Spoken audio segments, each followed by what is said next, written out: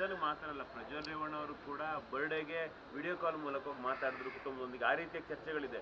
ಬೇರೆಯವ್ರಿಗೂ ಕೂಡ royal treatment ಕೊಡಲಾಗ್ತಾ ಇದೆ ಅಂತ. ಈ ಬಗ್ಗೆ ಅದನ್ನೆಲ್ಲ ಈಗ ನಾವು ಈ ಘಟನೆ ನಡೆದ ಮೇಲೆ ಇಡೀ ಅಲ್ಲಿ ಏನು ಪ್ರಿಸನ್ನಲ್ಲಿ ಏನೆಲ್ಲ ನಡೀತಾ ಇದೆ, ದರ್ಶನ್ ಅವರು ವಿಚಾರ ಒಂದೇ ಅಲ್ಲ, ಬೇರೆ ಎಲ್ಲ ವ್ಯವಸ್ಥೆಯನ್ನು ಕೂಡ ರಿವ್ಯೂ ಮಾಡ್ತೇವೆ. ಅದಕ್ಕೆ ನಾನೀಗೊಂದು IPS ಆಫೀಸರ್ಸ್ನ ನೇಮಕ ಮಾಡಿ ಆ ಸಮಿತಿ ಮಾಡೋ ರೀತಿಯಲ್ಲಿ ಮಾಡ್ತಾಯಿದ್ದೀವಿ. ಅವರಿಗೆ ಎಂಟೈರ್ ಪ್ರಿಸನ್ ಇದನ್ನು ಕೂಡ ಅದನ್ನು ರಿವ್ಯೂ ಮಾಡಿ ಮತ್ತು ಬೇರೆ ಬೇರೆ ಪ್ರಿಸನ್ಸಲ್ಲಿ ಕೂಡ ಏನು ನಡೀತಾ ಇದೆ ಅದನ್ನು ಕೂಡ ವರದಿ ತರಿಸ್ಕೊಳ್ತಾ ಇದ್ದೀನಿ. ಅದನ್ನು ಏಕೆಂದರೆ ಬೇರೆ ಈಗ ಇಂಡಲ್ಗ ಬೆಳಗಾಂನಲ್ಲಿ ಅಲ್ಲಿ ಕೂಡ ಕೆಲವು ಲ್ಯಾಪ್ಸಸ್ಸು ಕಂಡು ಬಂದಿತ್ತು. ನಾನೇ ಖುದ್ದಾಗಿ ಭೇಟಿ ಮಾಡಿದ್ದಾಗ ಆಗಲೂ ಕೂಡ ಅಧಿಕಾರಿಗಳ ಮೇಲೆ ಕ್ರಮ ತಗೊಂಡಿದ್ದು. ಮತ್ತು ಬೇರೆ ಬೇರೆ ಶಿವಮೊಗ್ಗದಲ್ಲಿರ್ಬೋದು, ಬಳ್ಳಾರಿಯಲ್ಲಿರ್ಬೋದು, ಅಥವಾ ಬೇರೆ ಪ್ರಿಸನ್ಸಲ್ಲಿ ಯಾವುದರಲ್ಲೇ ಇದ್ದರೆ ಮಂಗಳೂರಿನಲ್ಲಿರ್ಬೋದು, ಅದೆಲ್ಲವನ್ನು ಕೂಡ ನಾವು ಈಗ ರಿವ್ಯೂ ಮಾಡ್ತೀವಿ.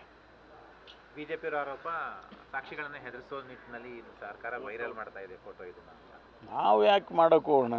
ನಮಗೇನಾದ್ರೂ ಅಗತ್ಯನೇ ಇಲ್ಲಲ್ಲ. ನಾವು ನ್ಯಾಯಯುತವಾಗಿ ಯಾರಿಗೇನು ಶಿಕ್ಷೆ ಆಗಬೇಕು, ಯಾರಿಗೇನು ನ್ಯಾಯ ಸಿಗಬೇಕು ಅದನ್ನು ನ್ಯಾಯಯುತವಾಗಿ within the framework of the law ಮಾಡ್ತೀವಿ. ನಾವು ಪೊಲಿಟಿಕಲ್ ಅಡ್ವಾಂಟೇಜ್ ತೊಗೊಳ್ಳೋವಂಥ ಅಗತ್ಯ ಇದರಲ್ಲಿಲ್ಲ.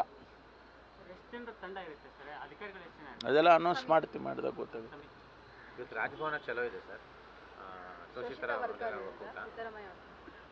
ಅದು ನೈತಿಕ ಬೆಂಬಲ ಇದೆ ಅಂತ ಕೂಡ ಹೇಳಲಾಗ್ತದೆ. ಅಲ್ಲ, ಯಾವುದೇ ಬೆಂಬಲ ಇದ್ದರೂ ಕೂಡ ನಮಗೆ ಕೆಲವು ಗೈಡ್ಲೈನ್ಸ್ ಇದ್ದಾವೆ. ಸಿಟಿನಲ್ಲಿ ಕೋರ್ಟು ಕೂಡ ಆದೇಶ ಮಾಡಿದೆ, ಯಾವುದೇ ಪ್ರತಿಭಟನೆ ಪ್ರೊಸೆಷನ್ನು ಅದನ್ನೆಲ್ಲ ಅಲೋ ಮಾಡಬೇಡಿ ಅಂತೇಳಿ ಹೈಕೋರ್ಟ್ ಈಗಾಗಲೇ ಆದೇಶ ಮಾಡಿದ್ದಾರೆ. ಅದರ ಪ್ರಕಾರ ನಾವು ಲಾ ಆ್ಯಂಡ್ ಆರ್ಡರ್ ಎನ್ಫೋರ್ಸ್ಮೆಂಟ್ ಮಾಡೇ ಮಾಡ್ತೀವಿ. ಅವರು ಪ್ರೊಸೆಷನ್ ಮಾಡೋದಕ್ಕೆ ಅದಕ್ಕೆಲ್ಲ ಬಿಡೋದಿಲ್ಲ. ನ್ಯೂಸ್ ಫಸ್ಟ್, ನಿರ್ಭೀತಿಯಿಂದ ನಿಮ್ಮ ಪರವಾಗಿ.